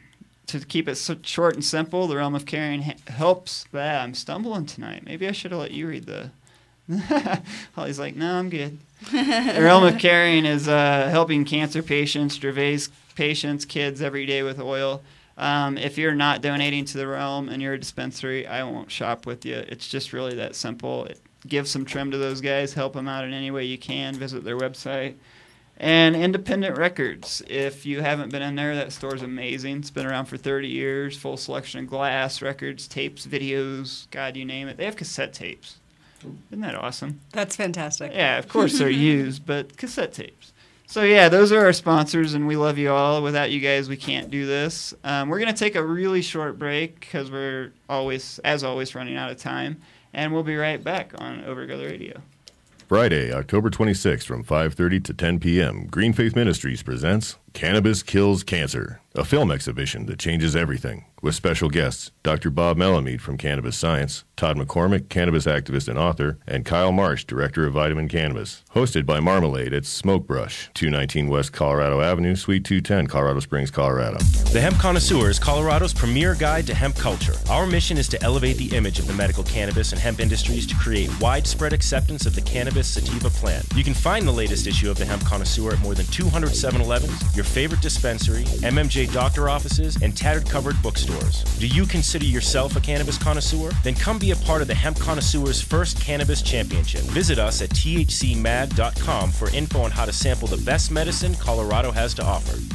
Dixie Elixirs, the patient's choice for alternative medical marijuana treatment, brings you Dixie Botanicals all-natural topical therapy, including massage oil, pain relief salve, and our newest product, Dixie Botanicals Pain Relief Lotion. This all-natural lotion pairs beautifully with Dixie Botanicals bath salt for a deeply relaxing experience with no psychotropic effect. Like us on Facebook, Dixie Elixirs, or join us at www.dixieelixirs.com. The law offices of Edson, Maiden, and Matz provide criminal defense, medical marijuana defense, and advice about setting up and running medical marijuana centers, optional premises cultivation operations, and infused product manufacturing businesses throughout Colorado. With offices in Denver and Aspen, we can offer assistance throughout the entire state of Colorado. Give us a call at 303-831-8188. That's 303-831-8188. Or visit us online at warrenedson.com. Green Monster Glass, a full selection of glass and glass accessories, as well as all of your smoking needs.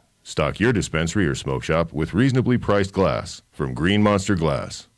Green Monster Glass is locally owned and operated. Find us on Facebook or call Daryl at 719-217-5380. That's 719-217-5380. Are you a runner? Are you a runner who supports marijuana legalization? Run on Grass is a group of athletes actively seeking to change our marijuana laws. We speak the truth about cannabis, bringing the message through our feet to new ears. Check out runongrass.com to find out more about us, our events, and how to join up or how to sponsor a runner. If you're in the Denver area, please join us for runs or start a group in your area. Running not your thing? Any sport can do it. On grass. Runongrass.com.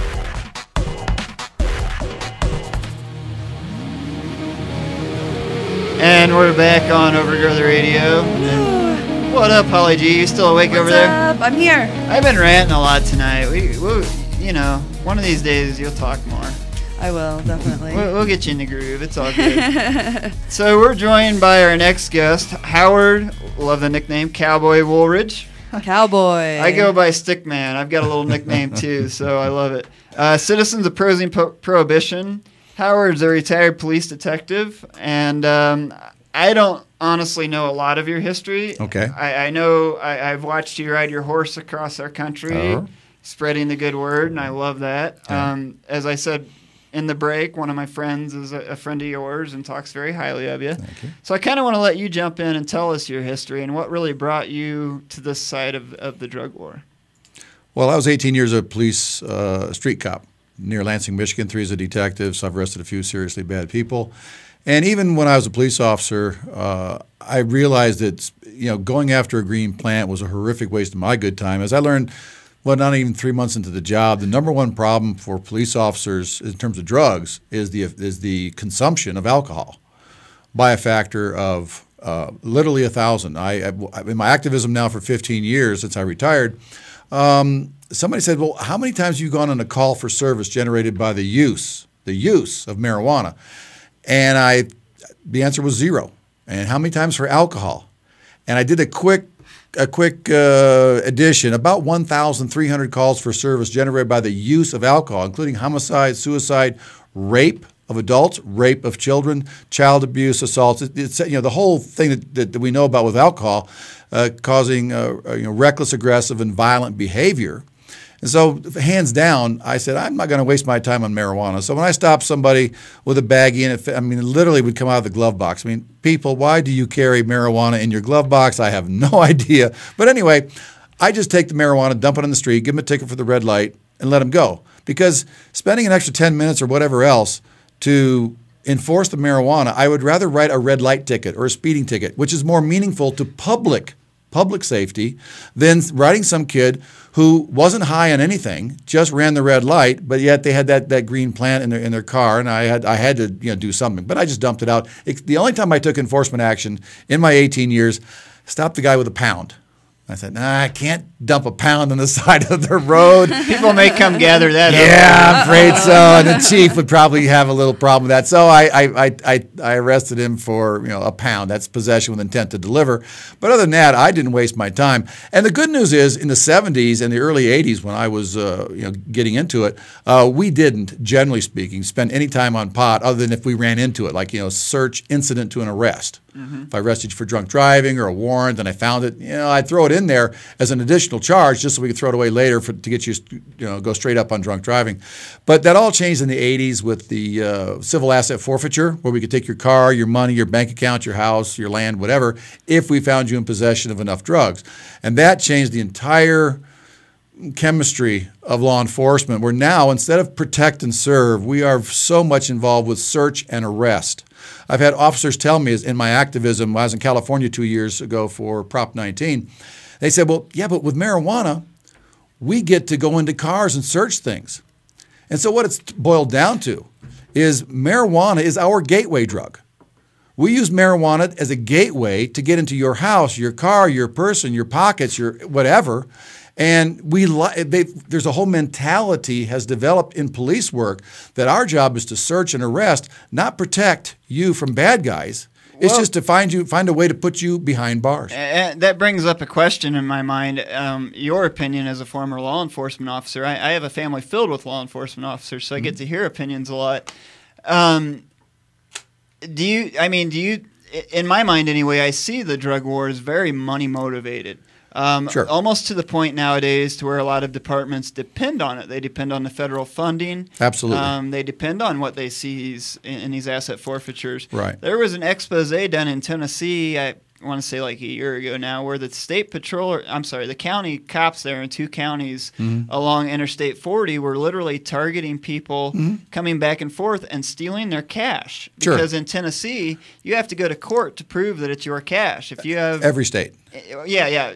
Every state. They're going after people, and if you have any amount of cash, they're saying, "Oh, you're a drug dealer. We're taking your cash. You have to come absolutely. prove otherwise." I mean, there's just tens of thousands of campesinos who would work in the carrot fields and whatever else in the north, or pick apples at the orchards, be headed back to Mexico in the 80s and 90s with $8,000-$10,000, which is what they earned in cash, during their summer labors. Get stopped by the cops, and they confiscate all their money, and then that's just the way the gringo takes care of it. They're used to corruption, and for them it's just a straightforward highway robbery, and it is, because they're not going to go to court, and the cops know it, and it's just a straightforward robbery situation. It's literally highway robbery, like you think of a Robin Hood, except these aren't the guys who are nice. But back to what I heard a little bit earlier in the segment, the law enforcement will always get the money to enforce this. We make about $13 billion chasing a green plant. We make about $2 billion on the civil asset forfeiture from that. So for us, when I walk the halls of Congress as a lobbyist for law enforcement opposed to prohibition, the greatest thing I face is law enforcement opposition, because we make so much money chasing a green plant. And the FOP, Fraternal Order of Police, thousands of jobs would be lost in prisons for the guys who are caught manufacturing, growing, or selling marijuana. So this is all about, for them, it's all about the job. So law enforcement will always find the money.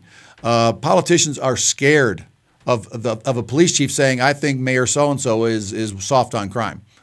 And that's a problem. Do you see that? I mean, I know I do. It's very narrow-minded. There's no far sight there. I have butted heads over Amendment 64 here with friends of mine who are afraid of losing their businesses on the medical side. Sure. And what I've told them is any business that you get into, including jailing people, let's face it, it's a business because there's stockholders in these prisons now. Absolutely. And, it's pretty blatant that there is the fear of profit loss, but these people, with the prison thing, you have to look into the long term. It's not sustainable. It's not feasible to keep the war on cannabis going with public opinion where it's at. Do you see other avenues? I know I've got my own ideas. Do you see other avenues that could keep people like prison guards from losing jobs? Do you see other misdirection where we could send them? Talking absolute, state prisons, there are relatively a few people there who are convicted of marijuana crimes. Those are almost exclusively guys who are selling cocaine, meth, etc., or you break into a house, shoplift, steal a car to support your $200 a day crack habit.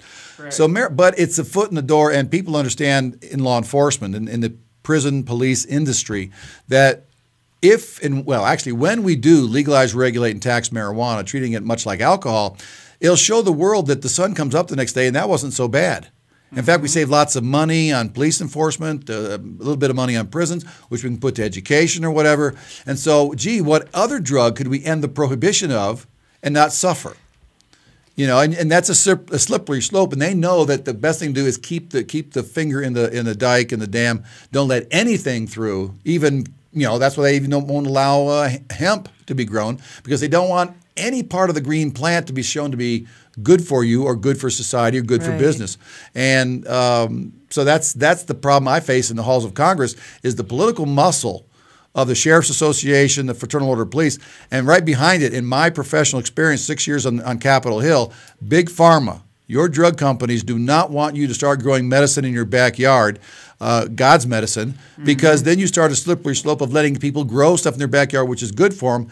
And medicinal cannabis might take upwards of 1% to 2% of the pill market.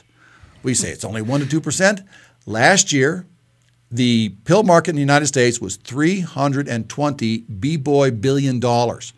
Taking away 1 to 2%, that's $3 to $6 billion. It's much, much easier to bribe your local congressmen and senators to keep marijuana illegal than to face God's medicine in the marketplace. And that's why the big pharma is my number 2 opponent. Past that is then is private prisons. The alcohol industry knows they're going to lose alcohol sales. And then the drug treatment people and drug testing people, they're a lobby there to keep everything just the way it is. The people who are making money today don't want to rock the boat. Well, as I pointed out, it's the same. It's all money motivated, the fear of losing the profit. We're seeing the same thing with the opposition to Amendment 64 here right now. 90% of the people I hear opposing the amendment are business owners scared they're going to lose money. Yeah, it definitely is happening quick too, and it's interesting to see the law enforcement and how they're reacting to it, because I don't know how many people are involved in LEAP that are law enforcement. I guess you could answer that question. Actually, it's cops. Well, I'm opposing Prohibition. Yeah, but I'm a co-founder of LEAP, Law Enforcement Against Prohibition, a fine organization. They've got about 15,000 members total, about 10% of which are law enforcement, like Judge Gray. So 10%. Right. Okay. And then the problem is that, of course, one, a lot of people aren't politically active, and then secondly, coming out as a law enforcement professional opposed to prohibition, you are bucking a lot of people's livelihood, their overtime, and this is something that's rarely talked about, but it's absolutely true for us in the thin blue line. There's an emotional component to police officers being opposed to A64 and other amendments like that, and that's emotional. All of us, including your guest, have been to funerals of officers who've died enforcing prohibition, died on a drug raid. I mean, wearing my T-shirt, as I do 24/7, I have a wonderful wife who put ups with me. I've had officers jump in my face 6 inches off saying, "You want to say my best friend died in a drug raid 6 years ago for nothing? Blank you and the horse you rode in on." So there's absolutely a secondary and important reason that police officers do not want to end prohibition, and that's because that means every sacrifice made by our profession, getting shot, getting killed, being corrupted, another problem, means everything we did was for what? Nothing. You don't want, if you want to sugarcoat it, you can say it was all in vain. But the bottom line is, all of what we've done so far and all we will do in the future has been worthless. Marijuana is cheaper, stronger, and more available today than it ever has been. When I was in college, 40 years ago, I could get marijuana faster than beer, because I only had to walk 4 doors down in the dormitory. I haven't smoked in 30 years, so it's not about me smoking, but it certainly has been true for now 2 generations, going on 3. Marijuana is easy to get. And one of the reasons is, of course, it's illegal. There's more points of sale. That's why you can buy it easier in high school than alcohol, because there's more points of sale. More people will sell it in high school than will sell anything else. And I also wanted to say that in terms of, one of the things that we're not talking about, and the reason I'm here tonight, is not only does marijuana offer a job option to our teenagers. I'm here because of kids. I'm here because of young adults, teenagers. We give a kid a job option to sell marijuana. And who sells to a 14-year-old? A 14-year-old. An 18 to an 18 and a 22-year-old to a 22-year-old. This offers a job option which gets them sucked into a life of crime. Often they got to join a gang to sell it. Otherwise the gangs will hurt you. You know how that works, especially in a big city like here in Denver. And so these kids on a regular basis are shot dead across America because of their job of selling marijuana. That's immoral that this country has a policy which gets kids shot because of their job. And then the other side of it, while we're flying around in helicopters, where are the pedophiles? In a chat room. Where's my 16-year-old daughter today? After school, she's in a chat room. And these guys are trying to make contact with my grandkids and your kids and grandkids, nephews and nieces, both, male and female, by the way, to have sex, to meet in real life and have sex. Of course, it turns into rape. Nobody's thinking about the children who are being hurt today because we're diverting our precious police resources from the true public safety threat to our kids, the bad guys, to chasing a green plant in a helicopter. This is between crazy and lunacy and nonsense. Somebody find the right adjective. Well, and that's what I was kind of leading you into is, I brought up to Mr. Gorman that there were more drugs and more drug users than ever before, and he dismissed that as untrue. But what you just said, we could absolutely there is crime to refocus on. It's not like these folks wouldn't have anything to do. We could actually prosecute. I sat through a couple trials of friends of mine back in June down in El Paso County, and I literally watched sex offenders walk out the door with community service, probation, whatever the case may be, and here my friend, for being a legitimate licensed caregiver through the state of Colorado, is looking at 25 to life in prison. And let me just add to that again, what law enforcement doesn't want to talk about, we have a perverse incentive to go after the marijuana dealer versus a pedophile raping our kids. Why? Because when I arrested pedophiles as a detective, I would go home and pour a double Crown Royal as my reward for getting a bad character in jail for the next 5-10 years. Okay? But that's it. You can't seize the home where the rape occurred. You can't seize the vehicle where the rape occurred. You can't seize anything. No money can be made arresting a pedophile. But we make money arresting somebody selling a pound to Willie Nelson. And right? Your police department also doesn't get federal funding, correct? Correct. There is some funding for pedophiles, but it's very minimal. It's way. It's like about $800 million a year versus the drug war at the federal level is paid $15.5 billion, B-boy billion. So police departments, especially in these hard economic times where they're trying to make their budget run with civil asset forfeiture money, the chief has to go, gee, should I go after and get 100 pedophiles, which makes me no money, or get me 100 people selling marijuana, which might net me a couple, $300,000-$400,000. And unfortunately, you've got departments making these cost-benefit analysis saying, well, it's not so much the benefit. The benefit is to our department, not to the little boys and girls and young adults who don't get raped. And too many departments are out there choosing to go after the marijuana dealer versus really crack down on the pedophiles, like many of your audience may have seen with To Catch a Predator. Those guys are out there, but that show is a total exception to the rule. Very, very few departments across America have that type of sophisticated sting where you could. Now, a good detective, my opinion, a good detective with a situation like that could arrest 4 pedophiles a week, and they're not arresting them. It's much easier and more profitable to arrest somebody selling an ounce or two to an undercover agent. I mean, and not just pedophiles, but sexual assault victims. I'm a big advocate for women's rights, and every day those cases are thrown out. The DAs, it's not worth their time. It's not. They get no money. And in fact, your district attorney, most departments around the country, the district attorney, the prosecutor, gets about 10% of all civil asset forfeiture money, and so they have they're corrupted by this. They need to make their budget run. I've seen cases in Michigan where I was as a detective. I've seen the cases go through the situation, and the prosecutor will say, "Well, I'll tell you what. If you let us keep all the money, we'll drop the criminal charges." And the defendant's going to go, "Okay, 4 or 5 years in prison, give up $100,000. There you go." Sure. And that's what happens. This is not conjecture. This is what happens every day in criminal justice, where these prosecutors are saying, if I don't get this $100,000, I got to lay off a prosecutor, and that means I can't try so many cases, and on it goes. It's do the calculus. Yeah, it's a vicious circle that we're all sitting around this table trying to change.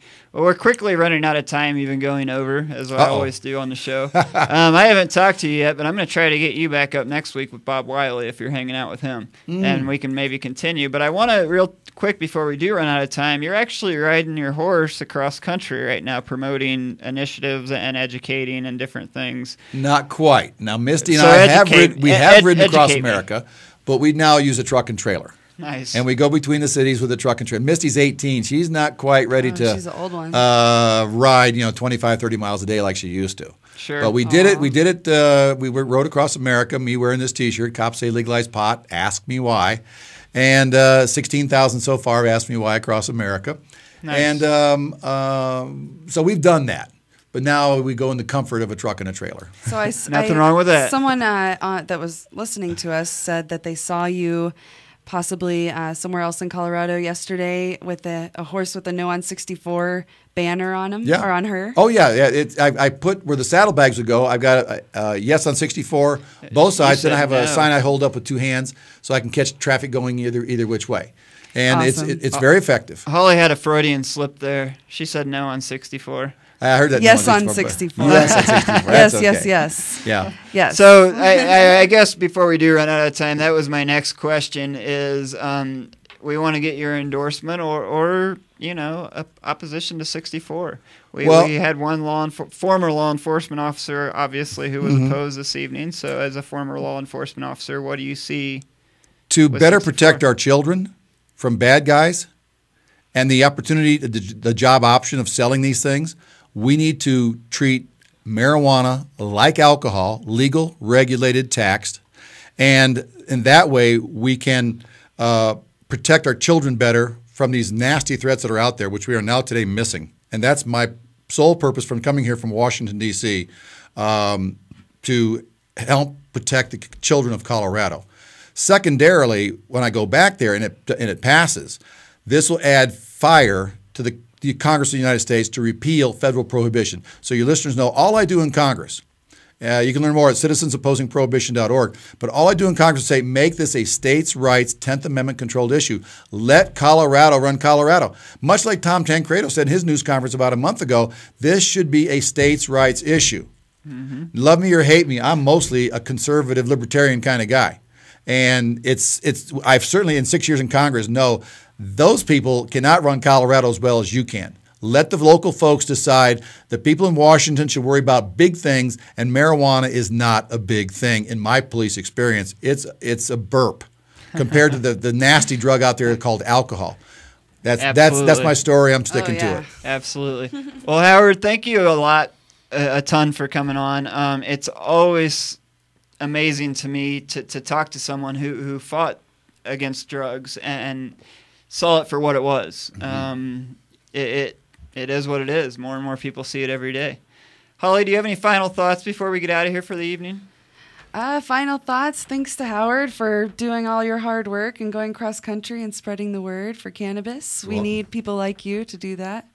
I think that as an official, people listen more, and you have a lot more experience with, drug enforcement. So you know firsthand how people react to it. So I think that cannabis is just a little speck on the big map. So I think with legalizing it, we would benefit a lot from it. So I'll just second what she said, and I'll say keep up the great work. And we will.